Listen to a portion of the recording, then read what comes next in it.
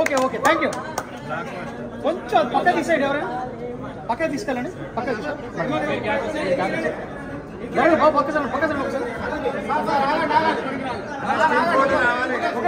ఒక్క నిమిషం స్టేజ్ దిగండి. ఫస్ట్ మీరు అందరు స్టేజ్ దిగండి, ఒక పిక్చర్ తీసుకుంటారు.